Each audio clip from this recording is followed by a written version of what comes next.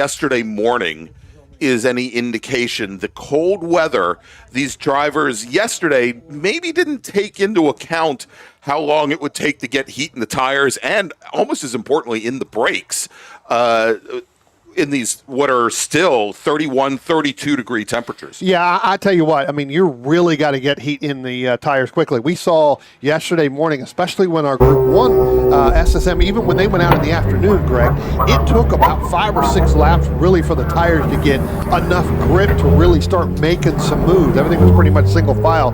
We saw that also in qualifying yesterday, David, where some of these drivers, they just stayed nose to tail. They didn't want to move out of line. They just wanted to get the fastest lap they can. We also saw that in this group here, where when this group went out kind of for their qualifying to set where they would start for their race, they didn't go out till later in the afternoon. They had the temperatures up a little bit in this racetrack. All right, just we talked yesterday, we always do, Brian, about the difference in timing and scoring. Of course, we'll give you the overall positions of our racers on track after the first lap is complete, but we do have a special timing system for our bracket racing, and I've pinned the link to that in the chat. If you go to the bracket racing section at the MARRSpoints.com website, you'll be able to see that. Hopefully, hopefully it works. We're not 100% sure that it's actually up and running this morning, but you can always click on that link that we've got pinned in the chat.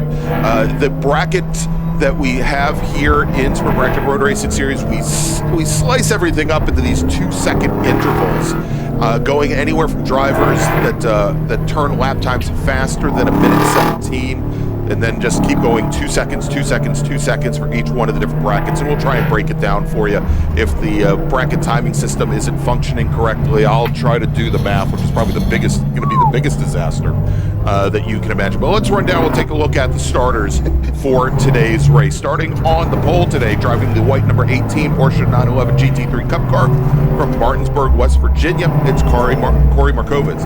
Chris Schooler in his black number 139 BMW M3 will start on the outside of the front row. Chris Graham in the white BMW 328 IS, the number 20 machine, will start on the inside of row number 2 with Adam Mungo in the SABG BMW M3, that's out of Chantilly, Virginia, starting 4th. Starting on the inside of row number 3, driving the number 98 Scion FRS from Mechanicsburg, Pennsylvania, it's Brian McRae.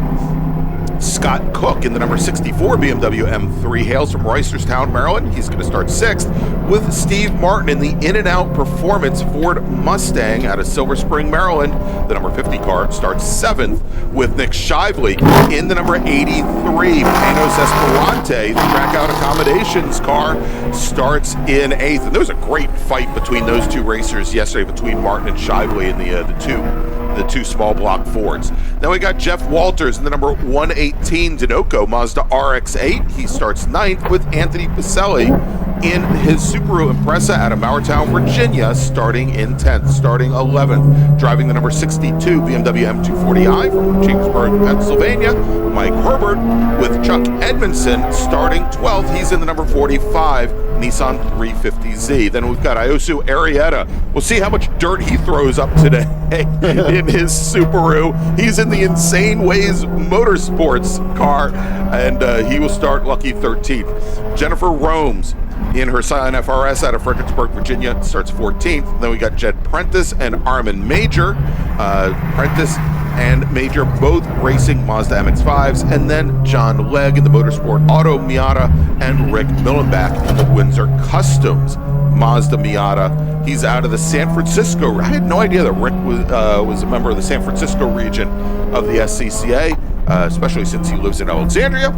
But that is your starting order as our leaders. Corey Markovitz, and they had a great fight at the beginning of the race yesterday. Corey Markovitz and Chris Schooler, very close behind, will be the first drivers to cross the start-finish line and complete a lap. And yes, indeed, our bracket timing system is working. We'll have our drivers, after about a lap or so, actually after 2 laps, split into those different brackets on that website that we have pinned to the chat. Well, you know what, Craig? You talked about the weather out here. Again, another cold morning. And during our warm-ups, Corey Markovitz, he went out for a lap or two in that car in his Porsche 911, but Chris Schooler did not. So it's going to take a lap or two for his tire to come in. But I tell you what, that battle, it's still right off where it was yesterday. Attention in the paddock, race group number 1, SSM. Please start heading to the grid. Your race is next. SSM racers, please start heading to the grid. Your race is next. Now these two drivers really, again, continuing to battle on as they come out of turn 6 up to turn 7 and through now turn 8 up the hill. Again, a little bit wider shot we got there this morning here, Greg. Right. So that's a really good shot. You're going to be able to see where they're going to be able to come through, hit that apex and track all the way out. You're going to see that through every single group. But again, these two drivers, Markovitz and Schooler, they're kind of in the same thing there. That's right now currently that battle in that A4 bracket. Look for those guys to drop down even more. Yeah, absolutely, Brian. Here as we saw yesterday where Markovitz and Schooler, again, were very close together and yesterday was a little bit longer race. It was 15 laps, but they were right with one another in the same bracket for the first 6 laps or so, and then finally Markovitz in the Porsche started to really separate himself out from Schooler. Unfortunately for Schooler, he had kept a quick enough pace early on in that race to end up in the same bracket as Markovitz. So he ended up finishing second in the group there, and that left Chris Graham to lead the second bracket, and that's kind of where we are right now with two laps in the books. We have the A3 bracket, which is for drivers a minute 19 to a minute 21, and both Markovitz and Schooler fall into that bracket. Then in the A5 bracket, that's for drivers a minute 23 to a minute 25, has Chris Graham in the white number 20 and Scott Cook, and those drivers now separated by about 1 second or so. Brian McRae, our only driver now in the B1 bracket. He's about 5 seconds back from the 2 BMWs ahead, and he has a fast lap of a 125.842. That puts him in that B1 bracket. And then the pairing in this, we'll want to watch and see how close things get. Yesterday, Shively and Martin. Shively in the red Panos Esperante, and they're coming out of turn 10 right now onto the front straight. There they are. Shively led Steve Martin for the entirety of the race until the lap that mattered most, until the very last lap, where Steve Martin managed to get around, did not break out of his existing bracket to take the win and put Shively in second. Again, that Panos Esperante, you don't see many of them that more. There actually weren't all that many made, but it has a Ford small block, I think a 302 under the hood, and of course Martin's Mustang, a little bit newer technology, both on the engine front as well as the suspension front than the Panos. Well, I'll tell you what, that was a great pass going down into turn number 1 by Steve Martin, and Shively kind of let him go there a little bit, and then fought back real hard, David, coming out of turn 2, but they were side by side for a minute, but then Shively decided to let him go, let Martin get ahead, and figure he'd race him on when we get 6 laps still left to go, so plenty of time. Yeah, without a doubt. I mean, again, it's early in the day, and you don't really want to try to, kind of wreck anything. The temperatures are kind of warming up too, so everything's starting to come up temperature and get a little more confident with the cars now as, we get in about almost halfway to this race. Yeah. All right, checking in YouTube, the David Lance fan club up bright and early, and of course we got Kyle the car guy. Not saying it might be one and the same person, but checking in from the Oklahoma region of the SCCA, and I'm upset to say, Kyle, that I'm not going to be at Hallett Motor Racing Circuit for the Super Tour this year. Our good friend Brian Bolansky will be there, but if the Greg Ginsburg fan club happened to check in during Hallett's Super Tour round, it wouldn't be the worst thing in the world. Well, I've got my fan club going to come out here today as well. They told me they were going to get on the chat. Just right now they're sleeping, so that's right. They may sleep all day, but who knows? That's right. Everybody checking in. Even Jordy Foo's mom is in the chat. Hi, Mom. All right, real quick, let's make another call for Jordy and the rest of the SSM drivers. Attention in the paddock. Second call to the grid for race group number 1, SSM. Your race is next. SSM racers, please head to the grid. Your race starting in just a few moments. Yeah, we got to get Jordy Few's mom to come out here instead of being on the chat, right? I mean, Yeah. I'm sure everybody that is normally participating in the chat when we do our races here, Greg, they'd much rather hang out with her than Jordan anyway, right? So, you know. All right, let's check in another one of our brackets in the B2 bracket. Anthony Baselli and Jeff Walters. That's for drivers that are running a minute 27 to a minute 29. Now, the interesting thing here is that Baselli currently running 8th overall on track, and Walters in his Mazda RX8 is running 10th. And Walters in that Mazda RX8 has Chuck Edmondson between he and Baselli, and Edmondson is actually in the next bracket down. Edmondson in the B3 bracket for drivers a minute 29 to a minute 31. He's got Mike Herbert, who's actually behind Jeff Walters on track. There's Walters just passing by, and there is the Herbert BMW M240i. The red car just went through our screen. So again, it goes to show you that you could be in a different bracket and not racing the guy that's right directly in front of you. Yeah.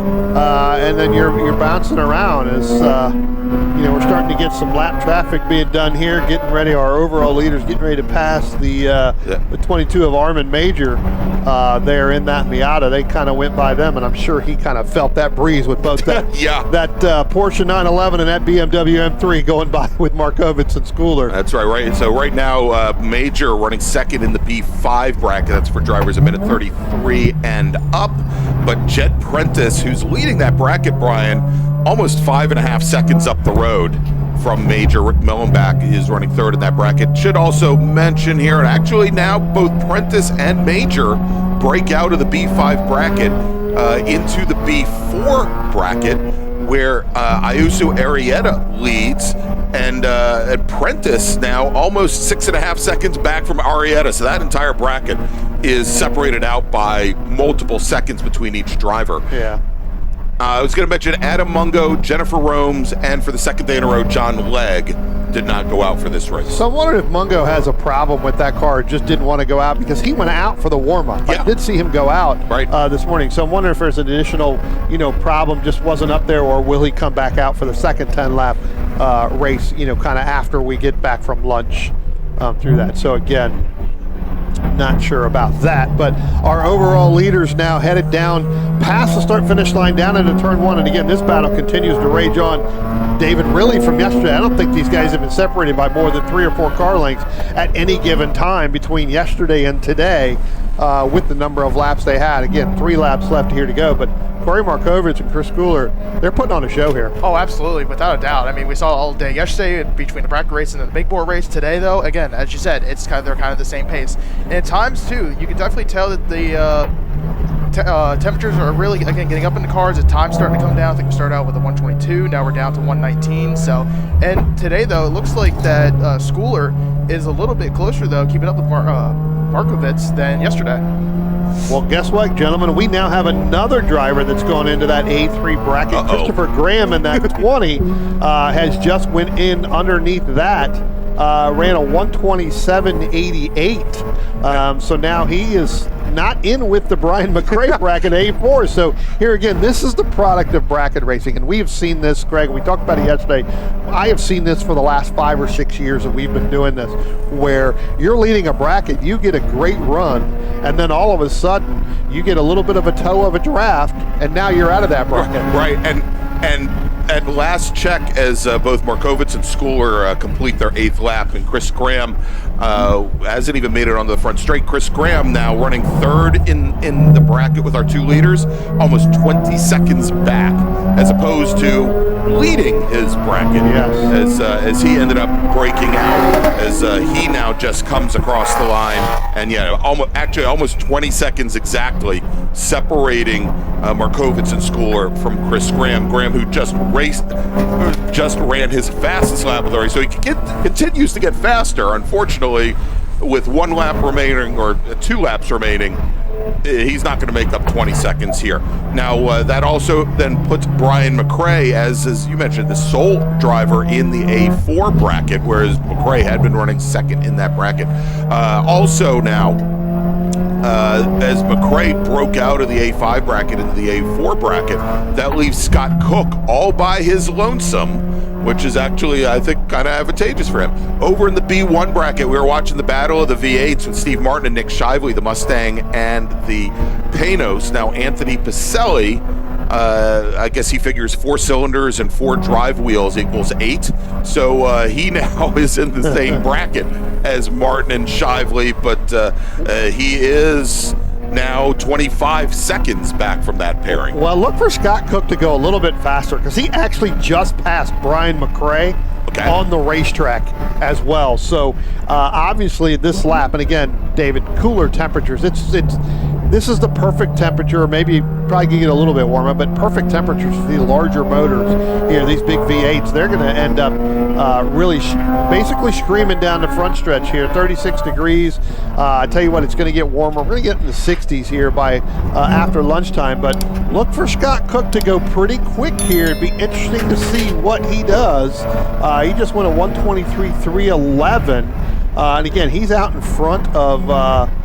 Of Brian McRae, still battling on the racetrack, but our overall leaders here getting ready to come down and take the checkered flag as our leaders now are coming down through turn number 8 up the hill underneath the bridge. It does look like Corey Markovitz, if he can get through turn number 10, gentlemen, is going to pick up another overall win in that win of the A3 bracket. All right, as they come out of the final corner and onto the front straight, Markovitz with perhaps the largest lead he's had on Chris Schooler all weekend long. They come to the line and 2.2 seconds separates the two drivers. Both of them finish in that A3 bracket for drivers a minute 19 to a minute 21. And they both, Markovitz and Schooler, got pretty darn close. They were down in the 119.2, 119.3 range. So they both had the risk of breaking out, but did not. Chris Graham turned in his fastest lap of the race on the last lap. He turns in a minute 20. So let's check in now, because I believe this is the final lap for Shively and Martin as they come now through and through turn 5. It is on track. It is Steve Martin leading the Panos of Shively as Martin runs a little wide through turn 6B, the exit of the carousel, but manages to hold on for the time being. Shively turning in late, trying to set up a pass early on up the hill as they come to the bridge. He might have made that attempt a little early, but he gets not quite close enough to the Mustang. Coming into the final corner as they come onto the front straight now. This isn't Miata racing Shively. I don't think he's going to be able to make the draft work here. And as they come to the line, Steve Martin holds off Nick Shively by 0.18 of a second to take the win in the B1 bracket. Shively will finish second. Anthony Pacelli will finish in third in that particular group. So let me make a call to the grid and then we'll finish running down those brackets.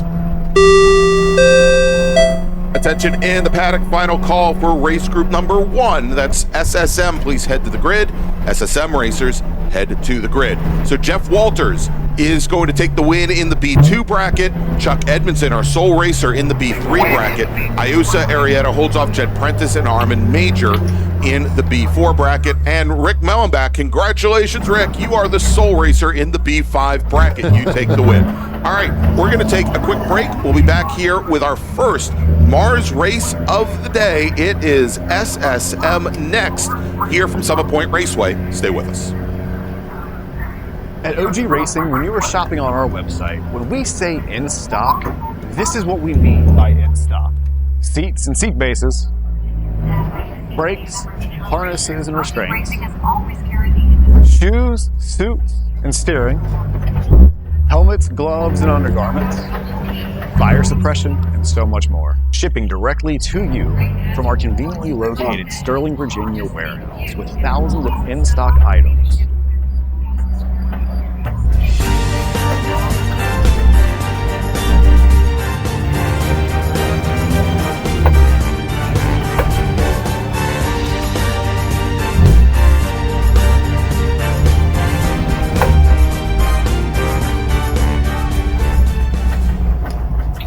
RP Performance is the only premier race shop in the region that specializes in both street and track Mazdas and is located right in the heart of racing at Summit Point